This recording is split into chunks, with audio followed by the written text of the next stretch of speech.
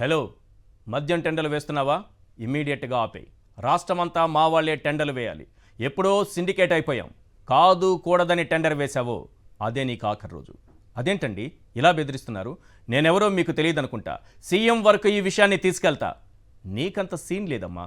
ఈ సిండికేట్ వెనుక ఉన్నదే మా బిగ్ బాస్. ఇది నెల్లూరు జిల్లాలో మద్యం దుకాణానికి టెండర్ వేయాలనుకున్న ఓ వ్యాపారికి వచ్చిన బెదిరింపు. ఇక తిరుపతిలో ఏం జరిగిందో అది కూడా చూద్దాం. హలో, మద్యం టెండర్లు వేస్తున్నావా? వేసుకుంటే వేసుకో, లక్కుంటే దుకాణం తెచ్చుకో, కానీ మాకు వాటా ఇచ్చుకో. తెలుసుగా పర్సంటేజ్ ఎంతో? అదేంటండి ఇలా బెదిరిస్తున్నారు?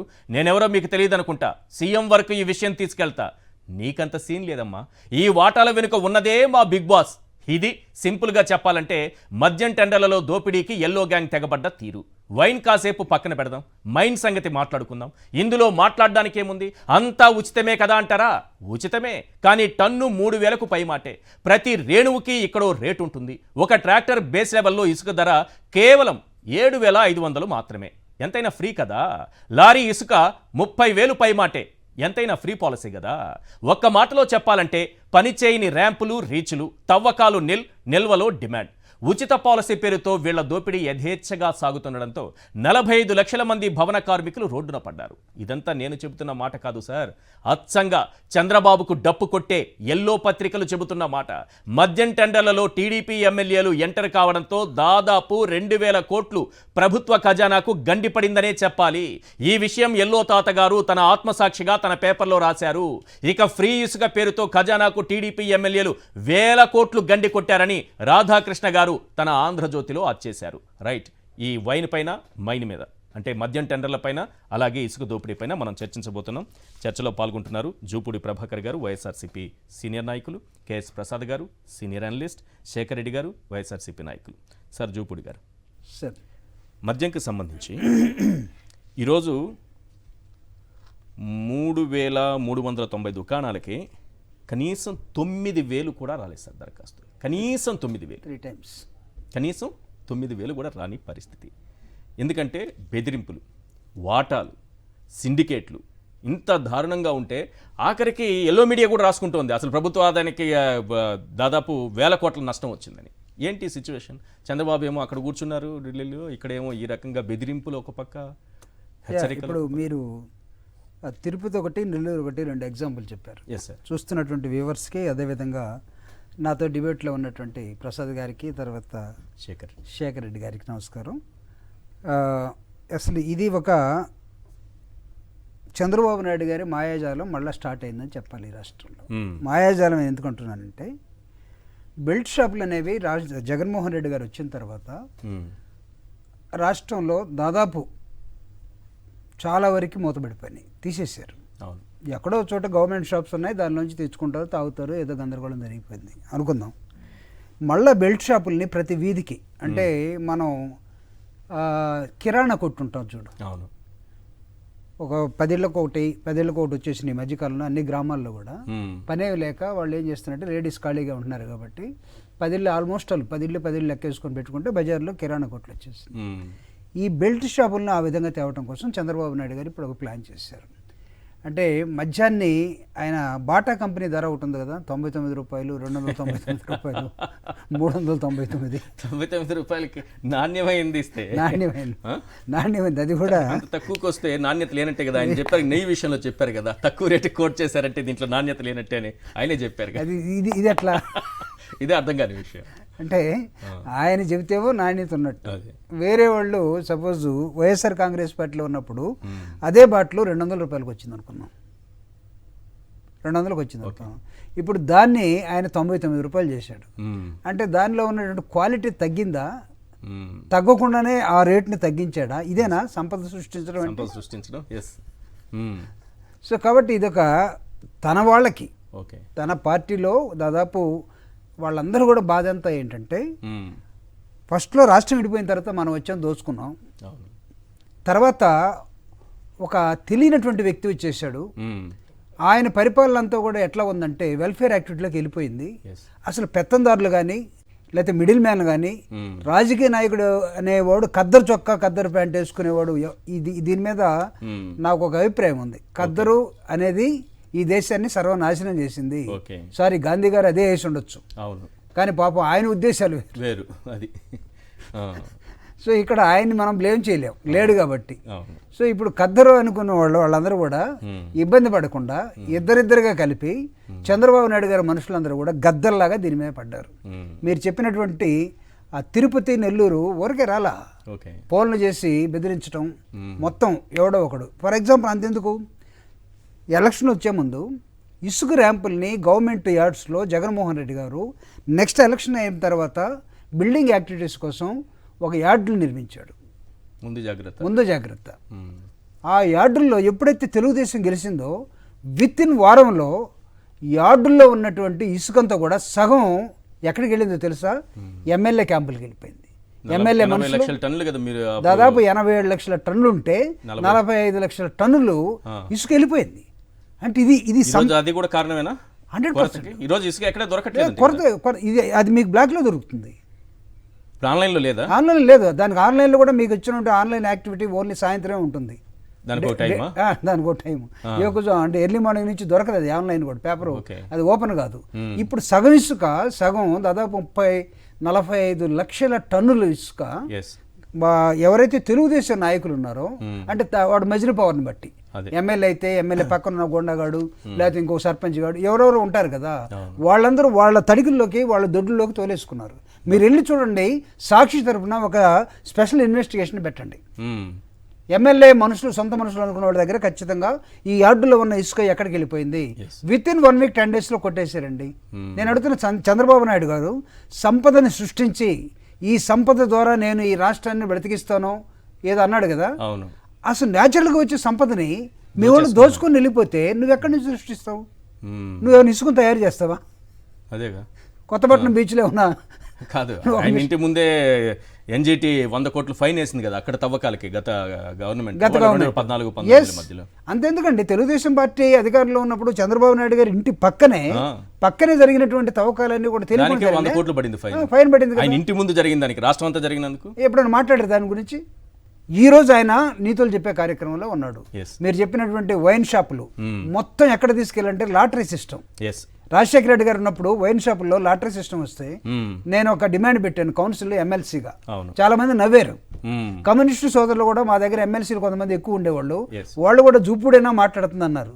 ఏ విషయం చెప్పనా, వైన్ షాపులు మీరు ఈరోజు లాటరీ సిస్టమ్ పెట్టి మీరు అందరిని ఇన్వైట్ చేసే పని అయితే దానిలో ఎస్సీ ఎస్టీలకి రిజర్వేషన్ పెట్టండి అని అడిగాను షాపుల్లో. Is there any wrong? అది ఒక వ్యాపారంగా అయిపోయింది.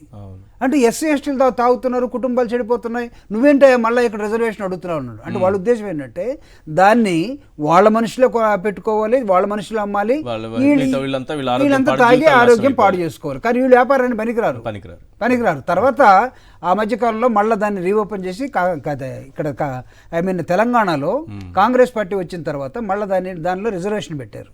చంద్రబాబు నాయుడు గారు ఇప్పుడు చేసే బెల్ట్ షాపుల్లో కానీ లేకపోతే షాపుల్లో కానీ ఎక్కడైనా సరే లాటరీ సిస్టమ్ పెట్టాడు కదా, రిజర్వేషన్ ఉందా? ఆయన తరఫున బాకాలు కొట్టే చాలామంది నాయకులు తయారైపోయారు. నేను అడుగుతా ఉన్నాను, it's also an business. Why can't a SC man enter into liquor business? ఎవరు చెప్పాడు చేయకూడదని? కావాలంటే మీ వాళ్ళని తాకుండా ఆపేసుకోండి. సో ఇక్కడ వీళ్ళు చేస్తున్న విధానం మీరు టోటల్గా దోపిడీదారుల వ్యవస్థని గుర్తు చేస్తూ ఉంది. చంద్రబాబు నాయుడు గారు చెప్పే నీతులన్నీ కూడా నా తెలిసి లిక్కర్ మీద పవన్ కళ్యాణ్ గారు ఎవరు మాట్లాడారా? ఎవరు మాట్లాడలేదు సార్. మాట్లాడకపోతే ఎట్లా? ఈయన చెప్పిన తర్వాత వెంటనే ఆయన అందుకోవాలి కదా. సనాతన ధర్మంలో వాక్యం రాకూడదు. 100 ఏళ్ల వెనక్కి సమాజాన్ని తీసుకెళ్లాలంటే వీళ్ళిద్దరు తప్పించుకోవడానికి ఆ వేషం కొత్త వేషం. 100 ఏళ్ల వెనక్కి సమాజాన్ని నెట్టాలంటే ముందు కాదు వీళ్ళిద్దరు ఉండాల్సిందే, ఒకరి తర్వాత ఒకరు. మాట్లాడచ్చండి వీలైతే. రైట్. ఒక్కసారి ఈనాడు, ఆంధ్రజ్యోతి ఈ మద్యం గురించి, ఈ టెండర్ల గురించి ఏం రాశారనేది ఒక్కసారి అక్కడ చూపించండి. ఏ రకంగా బెదిరిస్తున్నారు, ఎమ్మెల్యేలు బెదిరిస్తున్నారని వాళ్ళే రాస్తున్నారు. మా ప్రాంతంలో మావారే, ఇది ఆంధ్రజ్యోతికి సంబంధించినటువంటి వార్త. మా ప్రాంతంలో మావారే, మీరు ఎవరు కూడా మద్యం దుకాణాలకి ఎవరు కూడా దరఖాస్తులు చేయకూడదు, మొత్తం సిండికేట్ అయిపోయాము, మాకు వాటాలు ఇవ్వండి. ఇంకోటి ఈనాడు, మాకు వాటాలు ఇవ్వండి, వాళ్ళు కూడా వేశారు. ఈనాడు దినపత్రికలోనూ వచ్చింది, ఆంధ్రజ్యోతి దినపత్రికలోనూ వచ్చింది. ఏ రకంగా వీళ్ళు దోచుకుంటున్నారు అన్న అంశానికి సంబంధించి మీకు ఒక చిన్న ఎగ్జాంపుల్తో చెప్తాను 2000 కోట్ల నష్టం ఏ రకంగా వాటిల్లింది అన్నది. ఒక్క టీడీపీ నాయకులు చేసినటువంటి దాష్టీకంతో, ఈ బెదిరింపులతో రాష్ట్ర ఖజానాకు ప్రభుత్వానికి రావాల్సింది, ప్రజలకు ఉపయోగపడాల్సినటువంటి ధనం 2000 కోట్లు ఏ రకంగా దోపిడీకి గురైంది అనేది సింపుల్గా చెప్తా. ఒకసారి తెలంగాణతో పోల్చుకుందాం. తెలంగాణలో ఆగస్టు 2023 మద్యం టెండర్లు పిలిచారు. ఎన్ని షాపులకి? 2620 షాపులకి పిలిచారు. 1,34,490 దరఖాస్తులు వచ్చేసాయి. 1,34,490 దరఖాస్తులు వచ్చాయి. దీని ద్వారా అంటే 2 లక్షల రూపాయలు దరఖాస్తుకి చెల్లించాలి కాబట్టి 2,629 కోట్ల రూపాయల ఆదాయం తెలంగాణకు వచ్చింది. ఇప్పుడు ఏపీకి వస్తాం. 3,390 దుకాణాలు అన్నారు. ఇప్పటి వరకు వచ్చినవి ఎన్నో తెలుసా? 9,000 లోపే. అంటే తెలంగాణలో 2,620 మద్యం దుకాణాలకు 1,34,000 దరఖాస్తులు వస్తే మన దగ్గర 3,390 దుకాణాలకు ఇప్పటి వరకు వచ్చింది కేవలం 9,000 లోపే. అంటే ఈ 3 రోజులు కూడా లెక్కేసుకుంటే అది అటు ఇటుగా ఒక 50,000కి వెళ్ళొచ్చు. తెలంగాణతో కంపేర్ చేసుకొని చూస్తే దాదాపు 1,00,000 దరఖాస్తులు తగ్గినట్టు వీళ్ళ బెదిరింపులకు భయపడి. 1,00,000 దరఖాస్తులు 2 లక్షలు ఒక్కొక్క దరఖాస్తు మీద, అంటే దాదాపు 2,000 కోట్లు. దాదాపు 2,000 కోట్ల రూపాయలు సార్ నష్టం ఈరోజు వీళ్ళ బెదిరింపులతో. ఇది జరుగుతోంది రాష్ట్రంలో. రాష్ట్ర ఖజానాకు 2,000 రూపాయలు బొక్కబెట్టేశారు టీడీపీ నాయకులు. ఇదే విషయాన్ని అందరూ అంటే వీళ్ళు ఎందుకు రాశారో అర్థం కావట్లేదు. ఈనాడు ఆంధ్రజ్యోతి రాసింది, వాటాల్లో ఏమన్నా తేడాలు వచ్చిందో మరి నాకు తెలియదు, కానీ వాస్తవం అయితే రాశారు. ఎస్ ప్రసాద్ గారు, ఏంటి మద్యం టెండర్లు, ఏంటి మద్యం దుకాణాలు? అసలే 8,500 మందే వచ్చారట ఇప్పటి వరకు, కనీసం 9,000 మంది కూడా రాలేదు. తిరుపతిలో బాగా తాగండని చంద్రబాబు నాయుడు గారు 227 దుకాణాలు పెడితే 165 దరఖాస్తులే వచ్చాయంట. దుకాణాల కంటే దరఖాస్తులు తక్కువ ఉన్నాయి. ప్రసాద్ గారు, సర్ప్లస్. ముందుగా సాక్షికి ప్రేక్షకులకు నమస్కారం అండి. అలాగే ప్యానల్లో ఉన్న పెద్దలకి మీకు కూడా నమస్తే సార్. మా జూపుడి గారికి ప్రత్యేక నమస్కారాలు. నమస్తే సార్, మీరు దీని పేరు సాక్షి సార్, నిజాలు చెప్తారు. మీరు ఇందాకలా 20 నిమిషాల టైం మీరు మాట్లాడిన దాంట్లో ఒక మొఘల్ రాజగురువు ఒడిలిపోయి రాలిపోయిన తర్వాత ఆర్టిఫిషియల్ మొఘల్ అంటే వాడిపోయిన ఇంకో మొఘలు పువ్వు ఆ స్థానాన్ని కైవసం చేసుకోవడానికి చేసే కార్యక్రమంలో విస్తుపోయే నిజాలే చెప్తూ ఉంటారు. ఎందుకంటే ఒరిజినల్ జర్నలిస్టులు వెసెస్ యాంకర్లు, యాంకర్లతో నడిపించే కార్యక్రమాలకి జర్నలిజం విలువలు ఎక్కడి నుంచి వస్తాయి సార్? అంటే షో రక్తి కట్టించాలి, టీఆర్పీలు రావాలంటే యాంకర్లు ఏం చేస్తారో జర్నలిస్టులు ఆ పని చేయలేదు సార్. మా కర్మకాలి ఈశ్వర్ గారు జర్నలిస్ట్ కాబట్టి నిజాలు ఎక్కడున్నాయని తవ్వుకుంటుంటారు గని కార్మికుల్లాగా. అంచేత కొన్ని విషయాలు ప్రజలకు తెలియజెప్పే కార్యక్రమంలో రాజమండ్రిలో ఇసుకుంటుంది గోదావరి నది 21,000 ఒకప్పుడు ఉంటే అది 27,000 సార్ ఇప్పుడు. అలాగే మీకు రాజంపేటలో కనుక చూసుకోగలిగితే రాజమండ్రిలో 14,500, ఇప్పుడు 2,140 రూపాయలు ఎక్కువ, 16,640. రాజంపేటలో 21,000 ఉండేది, ఇప్పుడు 27,000 దొరుకుతుంది. సో ఈ లెక్కలు చూసుకుంటే మీరు ఇందాక లిక్కర్ షాపుల గురించి ఏది చెప్తూ 8,000 చిల్లర ఏదో వచ్చిందని చాలా పెద్ద లెక్క చెప్పారు సార్. కానీ అది 3,500కే కుదించబడింది. ఎందుకంటే గత ప్రభుత్వం రివర్స్ టెండరింగ్ చేసి ప్రభుత్వ ఖజానాకు 10 రూపాయలు వచ్చే కార్యక్రమం తెరలేపుతుంటే ఇవాళ మీరు బెదిరింపు ధోరణులు ఎలా ఉన్నాయంటే సార్, మీరు వాటాల దాకా వెళ్ళారు. అసలు టెండర్లు మా వాళ్ళు వేస్తే ఇంకోటికి వచ్చే ఛాన్సే ఉండదు కదా అన్న కాన్సెప్ట్ డ్రైవ్ చేస్తున్నారు. తర్వాత ఒక డిరైవ్డ్ ప్రోగ్రామ్, కులం చూడడం, మతం చూడడం, రాజకీయం చూడడం అనుకునే అమాయక చక్రవర్తి జగన్మోహన్ రెడ్డి వెసెస్ వీళ్ళు మా కులమే చూస్తాం వాళ్ళకే ఇస్తాం అన్న కాన్సెప్టే డ్రైవ్ చేస్తున్నారు. హైయెస్ట్ ఇవాళ వార్తల్లో పొద్దు నుంచి నేను ట్రావెల్ చేస్తున్నాను సార్, రేడియో వార్తలు ఏమంటున్నాను, అరకు మన్యం జిల్లాలకు వచ్చిన దరఖాస్తు రేటు చెప్తున్నారు, కానీ మిగిలినవి తల్లితోడు చెప్తే ఒట్టు. ఈ భోగోని ఛానళ్ళ గురించి చెప్పక్కర్లేదు సార్. వాస్తవాల్ని ఎలా దాచాలి అన్న దాని మీద ఉన్న శ్రద్ధ మీకు ఇందాక మా జూపిడి అన్న కూడా, ఎందుకంటే వైఎస్ఆర్సీపీలో ఉంటే అమాయకత్వానికి మారుపేరు ఉంటుంది. సివరేజ్ ఛార్జెస్తో కలిపి 1,000 రూపాయలు ఉండేదండి టన్ను దగ్గర. ఇప్పుడు ఏ ఛార్జెస్ ఉంటున్నాయో తెలియట్లేదు. రెండో మాట మీకు చెప్పాలంటే మద్యం రేట్లు బాటా రేట్ ఏదో చెప్పాడు 99 రూపాయలు. నిజంగానే బాటా రేటే, ఎందుకంటే 100 రూపాయలు ఇస్తే చిల్లర రూపాయి ఒక్కర్లే. రెండోది ఏంటంటే 99 రూపాయలు 95 పైసలు ఉన్న బాటాకి 5 పైసలు ఇవ్వక్కర్లేదు, దగ్గర చిల్లరకి ట్యాక్స్ కట్టక్కర్లేదు. అది కూడా రాష్ట్ర ఖజానాకి ఆదాయం. ఇందులో మీరు గమనిస్తే ఈ సోషల్ మీడియాలో క్లియర్గా చూడండి, కందిపప్పు ఎప్పుడో మార్చిలో ఎక్స్పైరీ అయిపోయింది, ఇవాళ ఇస్తున్నారు. అందులో 200 గ్రాములు తక్కువ. అవును సార్, 800 గ్రాములే లెక్కరమైన తూకం వేస్తే. అలా ఈ లెక్కర్ కూడా క్వార్టర్ అంటే లేదంటే చీప్ లెక్కర ఏది ఉందో ఒకసారి ఆ తూనికల శాఖ ఒలి దగ్గర పెట్టి పనిచేస్తే, గతంలో ఏంటంటే ప్రభుత్వమే నిర్వర్తించేది కాబట్టి రూపాయల ఆదాయం ప్రభుత్వానికి వచ్చేది. ఇప్పుడు ఉదాహరణకి 370 రూపాయల చొప్పున వచ్చే ఇసుక చొప్పున వచ్చే రాష్ట్ర ఖజానా ఆదాయానికి ఫ్రీ అన్న దగ్గర మీరు గమనిస్తారండి ఈశ్వర్ గారు, నేతి బీరకాయలో నెయ్యి ఎంత నిజంగా ఉంటుందో ఉండదో ఎలా తెలుస్తుందో, అలాగే ఉచిత ఇసుకలో ఉచిత అన్న పదం తప్ప ఏది ఫ్రీ ఎత్తుక్కోవాల్సిన పరిస్థితి వస్తుంది. ఉచిత ఇసుక అన్న దగ్గర ఉచితం కాని ఇసుక గురించి మీరు ఉచితం అని ప్రజలకు చెప్పడం ఎంతవరకు సమంజసం గమనించగలిగితే, ఇవాళ అలాగే లెక్కర కూడా తక్కువ రేటు మద్యం మన దగ్గర తూకం ఒకటి పెడితే అది ఎంత తూకానికి తూగుతుందో, ఏ బ్రాండ్లు దొరుకుతాయి అన్నది ఖచ్చితంగా తెలుస్తుంది. రెండోది, ఒక ప్రభుత్వం ప్రజాప్రభుత్వం ఎందుకు స్థాపించబడుతుందంటే ప్రజారంజక పాలన చేయడానికి. కానీ ప్రజారంజక పాలనలో ప్రభుత్వానికి ఆదాయ వనరులు ఎలా సృష్టించబడతాయి అనే దానికి ఇసుక మీద ఛార్జెస్తో 370 కోట్లు రాష్ట్ర ఖజానాకు వచ్చే ఉదంతం, అలాగే లెక్కర్ ప్రభుత్వమే నిర్వర్తిస్తే రాష్ట్ర ఖజానాకు వచ్చిన దాంట్లో 5 సంవత్సరాల పాటు కలకల్లాడుతూ నవరత్నాల పథకాలు అనే సంక్షేమ పథకాలు సంవత్సరాల బడ్జెట్తో ప్రజలకు అందించిన ఉదంతంలో ఈ భౌగోళిక కబుర్లతో నేను సంపద సృష్టిస్తానంటే, నా జనానికో ఎప్పటికో నా దివసానికో సంపద సృష్టిస్తానంటే, ఈ పుంజకాలం గడిచిపోతే రాష్ట్ర ఖజానా లేకపోతే ఇవాళ జీతబత్యాలు లేవలేని నిస్సాయ స్థితిలో ఉన్నారు సార్. వీళ్ళు ఎడం చేత్తో కుడి చేత్తో శాసించే ఉద్యోగులు ఉన్నారు కదా. గతంలో లెక్కర్ షాపుల నుంచి రాగానే డీజీపీ ఆఫీస్కి అటాచ్ చేసి కానీ మా చెడ్డ ఆనంద సంభ్రమాశ్చర్యాలకు గురైపోయారు కదా. జీతాలు లేవు కదరా బాయ్, జర చూసుకోరాదో సరే, ఏం మారుతుర్రో అంటే రాష్ట్రానికి ఆదాయ వనరు వస్తే దాన్ని సక్రమంగా నిర్వర్తించిన ఒక ప్రభుత్వం అంటే కడుపు మటతో సచ్చిన మీరందరికీ నిజంగా దేవుడు సావే శాసిస్తాడు. చూసుకోండి, పట్టిడనం లేని దయనీయమైన స్థితి. ఇవాళ అది తుఫాను బాధితులు పరిరక్షించే నేపథ్యానికే ఏముందంటే మనం ఇచ్చిన చందాలు తీసి పనిచేశారు. ప్రాథమిక అంచనాలు 6,500 కోట్లు ఇస్తే ఎడం చేత్తో ఎంగిరికాయకిని కొట్టినట్టు 1000 రూపాయలు తగలెట్టారు మనకి, అక్కడేమో 500 రూపాయలు తగలెట్టారు. కోట్లు పోను 1000 రూపాయలని ఇచ్చేయాలి, చులకనగా మాడవలసి వస్తుంది. ఎందుకంటే హుదూద్ తిత్లీ తుఫాన్ నుంచి బీజేపీ వాళ్ళు చేస్తున్న దాష్టికాన్ని 2 కళ్ళు అప్పగించి చూసే అంత సామర్థ్యం ఓన్లీ పవన్ కళ్యాణ్ చంద్రబాబు నాయుడికి తప్ప ఇంకెవరికి ఉండదు ప్రపంచంలో. ఎందుకంటే అధికారమే పరమావధి, అధికారంలో ఉంటే ఏ పనైనా చేయొచ్చు. ఇంకోటి ఏంటంటే ధర్మ పరిరక్షణ కోసం ఏంటంటే అంటుండే ఆయన పవన్ కళ్యాణ్ గారు, నాకే ఇప్పుడు నేను మర్చిపోయాను ఏకంగా ఏం చెప్పాలో కూడా. సనాతన ధర్మ పరిరక్షణ కోసం కూడా అధికారంలో ఉన్నప్పుడే సనాతన ధర్మాన్ని పరిరక్షించుకోవచ్చు. అలాంటివన్నీ వాళ్ళ ఒక్కరికే తెలుస్తాయి సార్. సంపద సృష్టించే మార్గంలో ఉచిత ఇసుక అనే దగ్గర నేను మీకు ఓ వీడియో పంపించానండి. వీలైతే అది కొంచెం ప్రజా బాహుళ్యంలో దాన్ని ప్రవేశపెడితే తప్పకుండా దానికి ఒక ఇది ఉంటుంది. ఎవరు చెప్పాడు ఫ్రీ అని? ఇసుక ఫ్రీ కాదు, డబ్బులు కట్టాలని తిడుతుంది. వినిపించండి అట్లే. ఇప్పుడు దాన్ని కూడా కొంతమంది విమర్శిస్తున్నారు. ఎట్లా మాట్లాడుతున్నారంటే ఉచిత ఇసుక ఇంట్లో ఇస్తామని చెప్పామని మాట్లాడతారు.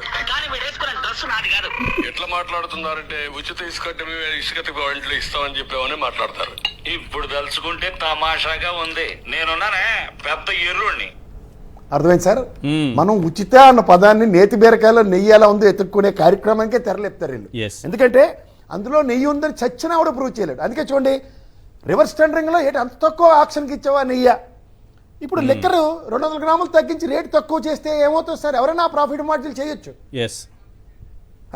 ప్రభుత్వం నిర్వర్తిస్తున్న కార్యక్రమంలో ప్రభుత్వ అధికారుల పర్యవేక్షణలో కల్తీ మద్యం అని ఈ భౌగోళిక సానుకూలంగా చెప్పింది ప్రజలు నమ్మారట. అలాగే ఉచిత ఇసుక అని చెప్పింది ప్రజలు నమ్మించగలిగారు. అలాగే ఇప్పుడు లెక్కర్ షాపులు అన్ని బ్రాండ్లు దొరికితే రాష్ట్ర ఖజానాకు ఆదాయం ఏది బాబు అన్న దగ్గర ప్రశ్నకు మాత్రం 1,34,490 ఏంటండి టెండర్లు ఎక్కడ 9,000 లోపల. నాకు తెలిసి ఇప్పుడు 3,850 ఎంతో లెక్క తెలుస్తుంది. అవునా సార్? వీళ్ళు రాసింది అంటే నేను ఈనాడుని కోట్ చేస్తూనే మాట్లాడుతున్నా. ఈనాడులోనే 8,200 రాశారు. ఈనాడులోనే 8,200 రాశారు వాళ్ళు. మరి సార్ నేను డిబేట్కి వచ్చినప్పుడు అలా 3 కోతులు బొమ్మలు పెట్టండి సార్. నేను చెడు వినను, చెడు కన్ను, చెడు చూడను అన్నది. ఎందుకంటే ఆ రాశివన్నీ అబద్ధాలు. ఆ ఓపిక ఆ ఒక్కరికే ఉంటుంది. అందులో ముసలిలో మాత్రమే కనుక్కుంటున్నారు. మీరే ఇంకా విలువలు విశ్వనీయత అమాయకంగా ఆ రాజగురువు దగ్గర నుంచి జాయిన్ అయిన వాళ్ళందరూ మీ ఛానల్లో చాలా మంది ఉంటారు. వాళ్ళు ఇంకా కవయిత్రి మొలలో ఇలా గంటం పట్టుకుని రాస్తూ ఉంటారు నిజాలు. అంచేత స్పీడ్గా పెన్తో రాసి దానికి గంటంతో చుక్కలు చొక్కునే దానికి చాలా తేడా ఉంటుంది. అందుకే నిజం చాలా లేట్గా మీ దగ్గర నుంచి వస్తుంది. చెక్ చేసుకోమనండి. రాజగురు ప్రసాదం వల్ల 10,000 ఎకరాల కాంకర్యాలు సాధించుకోవడానికి మొగలి రేకుల్లో సీరియల్ నటించిన హీరోకి ఎంత తేడా ఉంటుందో, రియల్ మొగల్ రేకుల్లో నటించే సీరియల్ హీరోకి ఎంత తేడా ఉంటుందో, జర్నలిజంకి యాంకరింగ్కి అంత తేడా ఉంటుంది. యాంకర్ని పెట్టుకుని జర్నలిస్ట్ అంటే ఇందాక మీరు చెప్పారు చూడండి ఇంట్రడక్షన్లో, అలాగే మొగల్ రేకుల సీరియల్ కూడా టీవీ ఛానల్లో చూడవలసి వస్తుంది. ఈ టీవీలో వంట వార్పు అలాంటి పౌడర్ డబ్బా వాడైతే వంట వార్పే అవే ఇక అక్షయ పాత్రలు త్రూగా అన్న క్యాంటీన్లో వండి వారిస్తున్నారు వార్తలు. ఇదే సార్ అన్నం పెట్టమంటే వార్తలు వండి వారుస్తున్నారు ఏంటని అన్న క్యాంటీన్కి వచ్చిన వాళ్ళు విస్తుపోతున్నారు. ఆపే మీ ఇష్టం. రైట్. ఇప్పుడు శేఖర్ గారు, మీ అంటే గత ప్రభుత్వం వైఎస్ఆర్సీపీ సర్కారులో దాదాపు 46,000 బెల్ట్ షాపులు, అంతకుముందు చంద్రబాబు నాయుడు గారు పెంచి పోషించిన 46,000 బెల్ట్ షాపులు లేకుండా చేశారు. చాలా స్ట్రిక్ట్గా పనిచేశారు, వాటిని లేకుండా చేశారు. కానీ ఈరోజు తమాషా ఏంటంటే, ఒక అద్భుతమైన వార్త ఆంధ్రజ్యోతిలోనే వచ్చింది. బెల్ట్ దుకాణానికి వేలం పాట అంట. బెల్ట్ దుకాణం 46,000 బెల్ట్ షాపులు రద్దు చేస్తే అక్రమంగా మద్యం అమ్ముకునేదానికి కూడా వేలంపాట నిర్వహించుకుంటున్నారంట. తీర ప్రాంత మత్స్యకార గ్రామం చిర్రాయానంలో అనధికార మద్య దుకాణం ఏర్పాటుకు గ్రామ పెద్దల సమక్షంలో వేలమంట. 9,75,000 ఒక అతను బెల్ట్ షాప్. అంటే చంద్రబాబు నాయుడు గారి ప్రభుత్వం ఏ రకంగా పనిచేస్తోందనడానికి ఇది ఒక ఎగ్జాంపుల్. సంపద సృష్టించడం, బెల్ట్ షాపులు నడిపి వాటికి కూడా వేలం వేయడం. ప్రపంచ చరిత్రలో ఎక్కడ బెల్ట్ షాపులకు వేలం జరగలేదు. ఇదేంటి సార్ ఇది?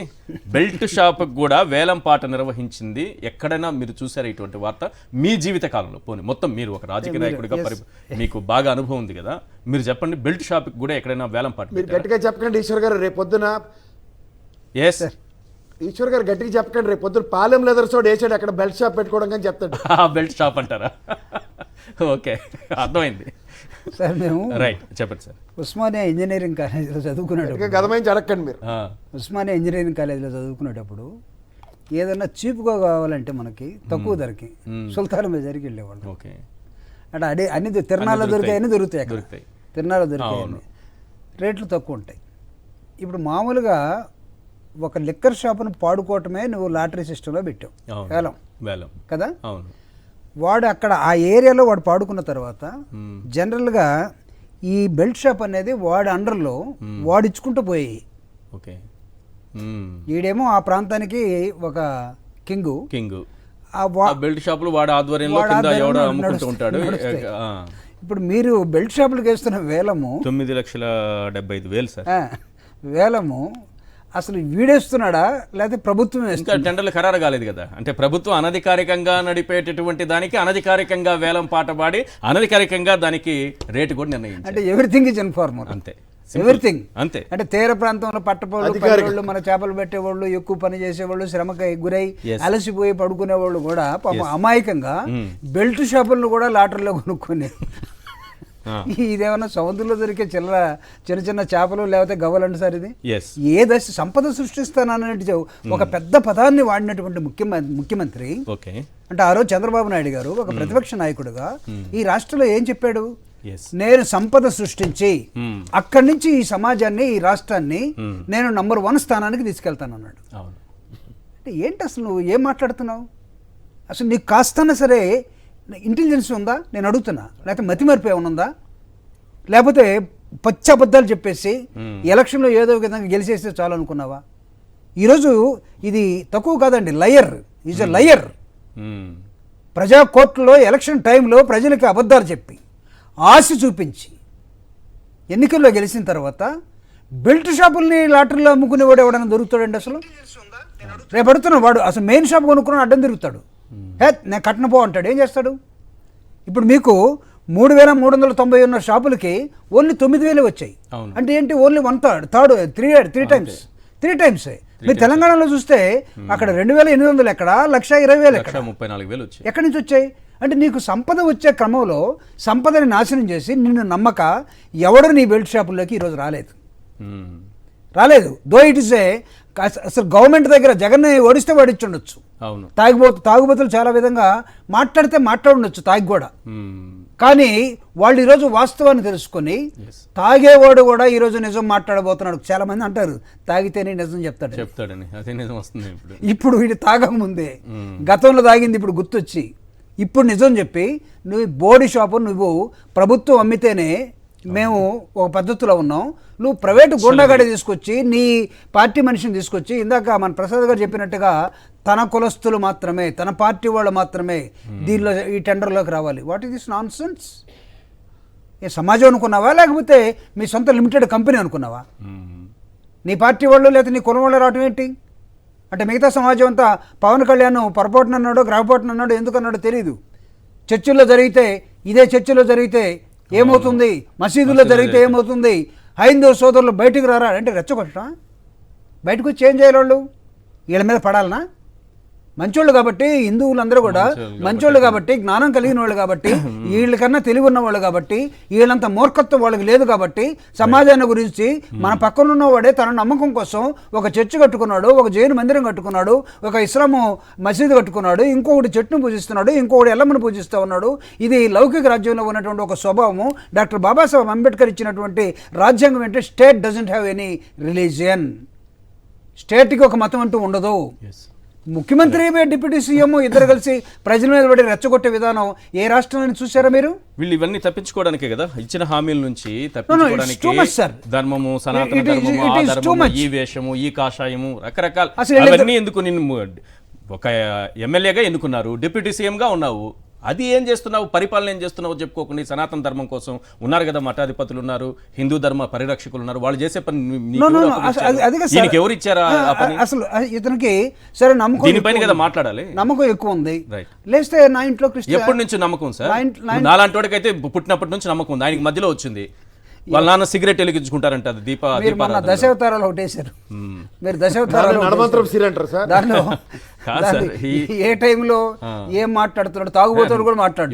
నేను అదే వెంకటేశ్వర స్వామి పాదాల చెంత పుట్టి పెరిగిన వాడిని, నాకు లేని సనాతన ధర్మం, హిందూ ధర్మం ఈయనకి ఇప్పుడు వచ్చింది. వాళ్ళ నాన్న సిగరెట్ వెలిగించుకుంటారని ఆయనే చెప్తున్నారు కదా, బ్యాప్టిజం తీసుకున్నామని ఆయనే చెప్తున్నారు కదా, ఎక్కడి నుంచి వస్తుంది వీళ్ళకి సనాతన ధర్మం? రైట్, ఒక ఇసుక గురించి ఒక విషయం మాట్లాడదాము. ఎస్, ఈనాడు ఆంధ్రజ్యోతి దినపత్రికల్లో వచ్చినటువంటి ఇసుకకు సంబంధించి దోపిడీ ఎలా ఉందనేది, వాళ్ళ పత్రికల్లో వచ్చినటువంటి వార్తలను ఒక్కసారి ఆ పేపర్లు ఇవ్వండి. ఇక్కడ చూడండి, ఇసుక మంట, అలాగే ఉచిత ఇసుక అభాసు పాలు, పనిచేయని ర్యాంపులు, రీచులు, తవ్వకాలు, నిల్వలో డిమాండ్, దళారుల దందా, లారీ ఇసుక 30,000. ఆంధ్రజ్యోతి ఇదేది భీమవరం లోకల్ ఎడిషన్లోనే వస్తాయి సార్, మెయిన్ పేపర్లో రావు. వాటన్ని చాలా జాగ్రత్తగా పట్టి తీయాలి, మనం చాలా జాగ్రత్తగా పట్టుకోవాలి. మెయిన్ ఎడిషన్లో రాదు, డిస్ట్రిక్ట్ ఎడిషన్లోనే ఇలాంటి వార్తలు కనిపిస్తాయి. రైట్, ఇసుక లారీ ఇసుక 30,000 పట్టించుకునే అధికార యంత్రాంగం. చాలా ముఖ్యమైన వార్త ఒకటి చూపించాలి నేను మీకు, ఇసుక మంట. ఇది చాలా ఇంపార్టెంట్ వార్త ఈ రాష్ట్రానికి, అది అలా ఫ్రీజ్ చేసి అలాగే ఉంచండి, చాలా అవసరం ఉంది ఇది. ఇందులో ఏమంటారంటే, ఇది కూడా ఆంధ్రజ్యోతి వార్తే, చాలామంది తెలుసుకోవాలి. పాలకొల్లు నుంచి ఈ వార్తని, పాలకొల్లు వార్త ఇది. ఇందులో ఉచిత ఇసుక బ్లాక్ మార్కెట్ పరమైంది. ఇక్కడ నేను క్లియర్గా చెప్తాను చూడండి, ఇక్కడ రోజుకు 200 లారీల ఇసుక ఎగుమతి అవుతోంది. లోడింగ్ ట్రాన్స్పోర్టుల ఛార్జీల నిమిత్తం 4,900 వసూలు చేయాలి. అంతే మొత్తంలో బిల్లు ఇస్తూ 11,000 వసూలు చేస్తున్నారు. దీనిపైన ప్రశ్నిస్తే, ఇలా వసూలు చేసిన మొత్తంలో అక్కడి ఓ ప్రజాప్రతినిధికి 6,100 రూపాయలు ఇస్తున్నామని స్టాక్ పాయింట్ దగ్గర, ఇదే వార్త అక్కడ చూడండి, స్టాక్ పాయింట్ దగ్గర ఉన్న సిబ్బంది చెబుతున్నట్లు లారీ ఓనర్లు చెబుతున్నారు. ఈ లెక్కన రోజుకు 200 లారీల ఇసుక ఎగుమతి అవుతుంటే 12 లక్షలు ఆ నేత జేబులోకి వెళుతోంది. ఎవరా నేత? పాలకొల్లులో. నీకో ట్రక్కు అని ఏమన్నా అంటున్నారా ఏంటి? నాకు అర్థం కావట్లేదు. ఇది ఆంధ్రజ్యోతి దినపత్రికలో వచ్చిన వార్త. ట్రక్కు 15,000 లెక్క తప్పు చెప్తున్నారు. నేనేదో నాకు వచ్చింది చెప్పాను సార్, మనకేం తెలుసు, అబద్ధాలు చెప్పడం రాదే. ఏం సార్ ఇది? ఇసుక ఈశ్వర్ గారు 4,900 వసూలు చేయాలంటే 11,000 వసూలు చేసి 6,100 రూపాయలు ఇక్కడ ఉన్నటువంటి ఒక నాయకుడికి ఇస్తున్నాము అని చెప్తున్నారట. ఏది? పాలకొల్లులో. ఎవరా నాయకుడు? ఒక రోజుకి 12 లక్షలు ఆయన జేబులోకి వెళుతోందని ఆంధ్రజ్యోతి దినపత్రిక రాసింది సార్. ఆంధ్రజ్యోతి దినపత్రికలోని వార్త ఇది. ఎక్కడ? పాలకొల్లు సార్. ఎస్, మీరు ఈశ్వర్ గారు, ఎస్ సార్, మీరు అబద్ధాలు చెప్తే ఎలా సార్? నిజాలు చెప్పాలి కదా. ఆయన లెక్క ప్రకారం నీకు 15,000 అంటే 11,000 లెక్క చెప్తే ఎట్లా సార్? అది అక్కడ వాళ్ళు రాసిన ఆంధ్రజ్యోతిలో వచ్చిన వార్త చదివి వినిపించాను సార్ నేను. సో అందుకే సార్, ఆంధ్రజ్యోతిలో లోకల్ ఎడిషన్స్ రాసే వాళ్ళు నిజమైన జర్నలిస్టులు ఉన్నారు. కానీ ఇక్కడ యాంకర్లు ఏం చేస్తున్నారంటే, యాంకర్లు అబద్ధాలను నిజం చేసే కార్యక్రమంలో ఉచిత ఇసుక అన్నదాన్ని హైలైట్ చేస్తూ, చంద్రబాబు గారు చెప్పారు కదా, ఇంటికి తీసుకొచ్చేస్తానా, ట్రాన్స్పోర్టేషన్ ఛార్జెస్ అవన్నీ అప్లికబుల్ కాదంటే, గత ప్రభుత్వం ఇసుక మీద ఛార్జ్ చేసిన తర్వాత ఇంక్లూడింగ్ ట్రాన్స్పోర్టేషన్ ఛార్జెస్ 1000 రూపాయల దగ్గర ఉండేది సార్. ఇప్పుడు కంపేర్ చేయమనండి. అక్కడ మొదటి రోజుల్లో ఫిక్స్లు పెట్టిన 1,370 లక్షల మెట్రిక్ టన్నుల దోపిడీకి జరిగిన దగ్గరే ఫస్ట్ ఫ్యూ డేస్ లోనే మనం చూసాం కదా. 1,370 ఒక దగ్గర, 2,150 ఒక దగ్గర, ఇవన్నీ చూసి మనం చర్చించాం కదండి ఈశ్వర్ గారు, మర్చిపోయారా మీరు? ఇక్కడ మీరు పాలకోళ్ళు ఒక్క దగ్గర వచ్చేకల్లా ఖచ్చితంగా 4,000 వేరియేషన్ కనబడుతుంది. ఎందుకంటే ఇక్కడ 15,000 జస్టిఫికేషన్ దగ్గర 11,000 వస్తున్నాయి. లారీ వాళ్ళు అబద్ధం చెప్తున్నారా, అక్కడ బిల్లు ఇచ్చి కూడా అబద్ధం చెప్తున్నారా, మీరు అబద్ధం చెప్తున్నారా? సార్ బిల్లు అయితే కడుతున్నారు సార్, 4,900 ఉండాలి, 11,000 వాస్తవానికి ఏం జరుగుతుంది అన్న దాని మీద బిల్లు ఇస్తున్నారు 11,000. అవును, కానీ 6,000 ఒక కొంద ఆయన పోతుంది. ఒక లారీ పైన 6,100 రూపాయలట ఆంధ్రజ్యోతి లెక్క ప్రకారం. Eshwar yeah please sir. మళ్ళీ మీకు చెప్తున్నాను, తప్పు లెక్క చెప్తున్నారు. 1,370 రూపాయల లెక్కన ఫ్లెక్సీ పెట్టి చెప్తున్న దగ్గర 1,370 కూడా మీరు 1,100 లెక్క చెప్తున్నారు. అంచేది ఈ వేరియేషన్స్ ఎవరి వాటాలు ఎక్కడ పోతున్నాయి అన్నదే చర్చనీయాంశం. అసలు ఎందుకే ఏంటంటే మనం కన్ఫైన్ అవ్వకండి ఫిగర్ కి 12 లక్షల దగ్గర అన్నది కన్ఫైన్ అవ్వకండి. ఇది చాలా వేరియేషన్స్ ఉన్నాయి దీంట్లో. ఒక్కొక్క నియోజకవర్గంలో ఒక్కొక్క రేటు అమ్ముతున్నారు. ఒక్కొక్క నియోజకవర్గంలో ఒక్కొక్క ప్రాంతంలో ఒక్కొక్క దగ్గర ఇసుక రేట్లు ఉన్నప్పుడు చెప్పండి సార్ ప్రసాద్ గారు. ఇప్పుడు ప్రభుత్వ రేట్ అనేది లేదు సార్ ఈశ్వర్ గారు. రెండోది ఇక్కడ కూడా ఒక చిన్న డౌట్. రెండో విషయం ఏంటంటే సార్, ఇక్కడ మీరు గమనిస్తే ప్రభుత్వం ట్రాన్స్పోర్టేషన్ ఛార్జెస్ మీద యథా రాజా తదా ప్రజ అన్నట్టు అక్కడ నిలువు దోపిడీకి తెరలేపింది. దీని సారథ్యంలో ఒక నిలకడలేని రేటు వల్ల ఇక్కడ రేటు తక్కువ ఉంది లేదా అక్కడ రేటు తక్కువ ఉంది అని వేరియేషన్స్ డిస్కషన్స్ అవుతున్నాయి. రైట్ శేఖర్ రెడ్డి గారు, సాంకేతిక సమస్య వల్ల మీతో మాట్లాడించలేకపోయాను. ఇసుక అలాగే మద్యం టెండర్లు మాట్లాడండి డైరెక్ట్గా. నమస్తే అండి ఈశ్వర్ గారు, మీకు అలాగే ప్యానెల్లో ఉన్న పెద్దలకి, సాక్షి టీవీ వీక్షకులందరికీ కూడా గుడ్ ఈవినింగ్ అండి. నాకు ఈ రోజు ఆంధ్రప్రదేశ్ పరిస్థితులు చూస్తుంటే శ్రీశ్రీ గారు రాసిన కవిత ఒకటి గుర్తొస్తుంది సార్. ఏంటంటే కుక్క పిల్ల, అగ్గి పుల్ల, అలాగే సబ్బు పిల్ల, హీనంగా చూడకు దేన్ని, కవితామయము అనే అన్ని, రొట్టె ముక్క, అరటి తొక్క, బల్ల చెక్క, నీ వైపే చూస్తున్నాయోయ్, తమ లోతు కనుక్కోమంటున్నాయోయ్. అదే విధంగా తలుపు గొల్లెం, హారతి పల్లెం, గుర్రపు కళ్ళెం, కాదేది కవిత కనర్హం. ఇది ఈ రోజు ఆంధ్ర రాష్ట్రంలో చంద్రబాబు నాయుడు గారి పరిపాలనలో దోపిడీకి కాదేది అనర్హం, పంచుకోవడానికి కాదేది అనర్హం, జోబులు నింపుకోవడానికి కాదేది అనర్హం అన్న రీతిలో పరిపాలన జరుగుతుంది సార్. ఈ రోజు ఎంత దుర్మార్గం అంటే సార్, చంద్రబాబు నాయుడు గారు 100 రోజుల పరిపాలన దాటిపోయిన తర్వాత ప్రైవేట్ డైరీలు మొత్తం సిండికేట్, దీని ద్వారా పాడి రైతుల జోబీలు పట్ట కొట్టేసి ప్రైవేట్ సిండికేట్లు రైతుల దగ్గర నుంచి తీసుకునే ధరలు తగ్గించేశారు. తర్వాత సార్ ప్రైవేట్ కాలేజీలు, యూనివర్సిటీలు, స్కూళ్ళు మొత్తం సిండికేట్, వీటి ద్వారా ఫీజులు పెంచేసి విద్యార్థుల యొక్క ఫీజుల రూపంలో విద్యార్థుల తల్లిదండ్రుల నుంచి రక్తం లాగా దాగుతున్నారు సార్. ఇంకోటి సార్, వీళ్ళు అధికారంలోకి వచ్చిన తర్వాత కేబుల్ ఆపరేటర్స్ మొత్తం సిండికేట్, వీళ్ళు అధికారంలోకి వచ్చిన తర్వాత మట్టి, ఖనిజాలు, ఇసుక గురించి మాట్లాడాలి సార్. ఎంత దుర్మార్గం అంటే సార్, ఇసుకలో ఏదైతే జగన్మోహన్ రెడ్డి గారి ప్రభుత్వ హయాం కంటే కూడా వీళ్ళు ఇసుక ఫ్రీ అని చెప్పి double of the number, double rate తీసుకుంటున్నారు అని చెప్పేసి YSR Congress party social media యాక్టివిస్టులు పోస్టులు పెడితే సాక్షాత్తు ముఖ్యమంత్రి చంద్రబాబు నాయుడు గారు ఏం మాట్లాడారో తెలుసా సార్? వీళ్ళ మీద కేసులు పెట్టండి, తప్పుడు ప్రచారం చేస్తున్నారు, వీళ్ళని అరెస్ట్ చేయండి, తోకలు కత్తిరించండి అని చెప్పారు సార్. మరి ఇదేంటి సార్ ఇది? చంద్రబాబు స్టేట్మెంట్ నేను చూపిస్తున్నా, ఆంధ్రజ్యోతిలో వచ్చిన వార్త మీరు చూపిస్తున్నారు. కరెక్ట్ గా ఇద్దరం సరిపోయాం. చంద్రబాబు నాయుడు గారు స్టేట్మెంట్ చూపిస్తున్నా, ఇసుకపై అసత్య ప్రచారం చేస్తే కఠిన చర్యలు. ముందుగా కేసులు పెట్టాల్సింది సార్. ముందుగా చంద్రబాబు నాయుడు గారికి దమ్ముంటే, చంద్రబాబు నాయుడు గారికి ధైర్యం ఉంటే, చంద్రబాబు నాయుడు గారికి ఏమైనా ఆయన మాట పట్ల నమ్మకం ఉంటే ముందు ఆంధ్రజ్యోతి రాధాకృష్ణ గారి మీద కేసు పెట్టి అరెస్ట్ చేసి తోకలు కత్తిరించాలి సార్.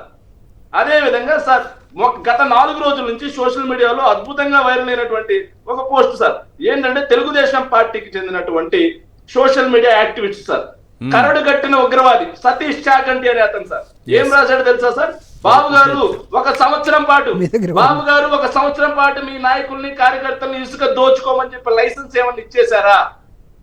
ఇచ్చేస్తుంటే మీరు ఇంతకు మించి మీకు మీ చిన్నబాబుకి కూడా ముడుపులు అందుతున్నాయని కనుక్కోవాలి అని చెప్పేసి రాశాడు సార్.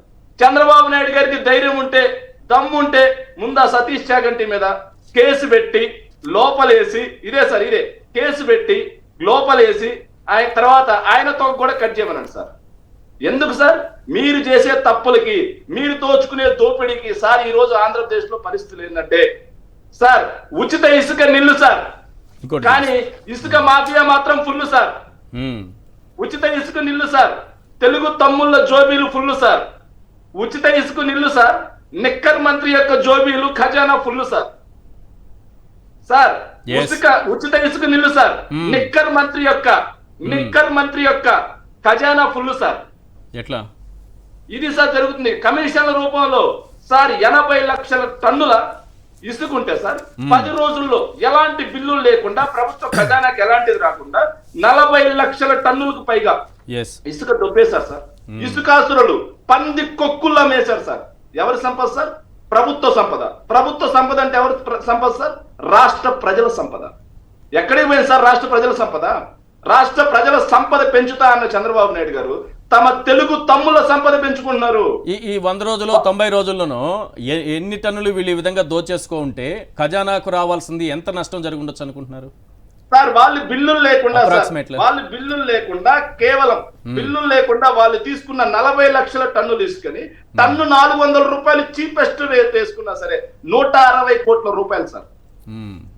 160 కోట్ల రూపాయలు ప్రభుత్వ ఖజానాకి రావాల్సిన డబ్బుని తెలుగు తమ్ముళ్ళకి జోబిళ్ళకి పంచి వాళ్ళ ద్వారా కమిషన్ల రూపంలో పంది కొక్కుల్లా తిన్నారు సార్ వీళ్ళు.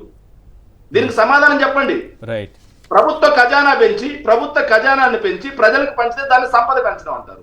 కానీ ప్రభుత్వానికి రావాల్సిన సంపదని తాము పెంచుకొని దాన్ని సంపద సృష్టి అంటున్నారా చంద్రబాబు నాయుడు గారు? చంద్రబాబు నాయుడు గారి దృష్టిలో సంపద సృష్టి అంటే అదే.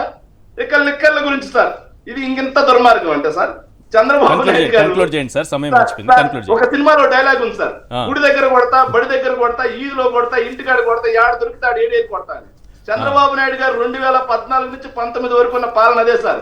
గుడి దగ్గర మధ్యమే, బడి దగ్గర మధ్యమే, వీధిలో మధ్యమే, ఇంట్లో మధ్యమే, ఇంటింటికి డోర్ డెలివరీ. ఎక్కడ పడితే అక్కడ మద్యం వెచ్చల విడిగా దొరికింది సార్. దాన్ని జగన్మోహన్ రెడ్డి గారి ప్రభుత్వం అధికారంలోకి వచ్చిన తర్వాత జగన్మోహన్ రెడ్డి గారి బెల్ట్ షాపులను ఒకే ఒక్క సంతకంతో మొత్తం రద్దు చేసి మద్యం దొరకడం గగనం చేశారు. కానీ ఈ రోజు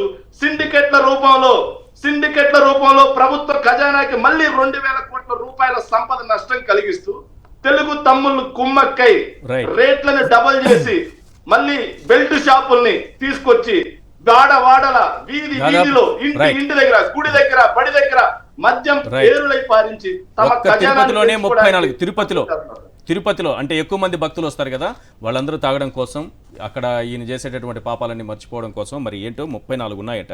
రైట్, థ్యాంక్ యూ సార్ ఇవాళ చర్చలో పాల్గొన్నందుకు. కింద పైన అనుమతి లేదు, కిందనే 34 షాపులు అనుమతి. థ్యాంక్ యూ సార్ జూపూడి గారు చర్చలో పాల్గొన్నందుకు. కేఎస్ ప్రసాద్ గారు అలాగే శేఖర్ రెడ్డి గారు. ఇది ఇవాళ చర్చా కార్యక్రమం చూస్తూనే ఉండండి సార్.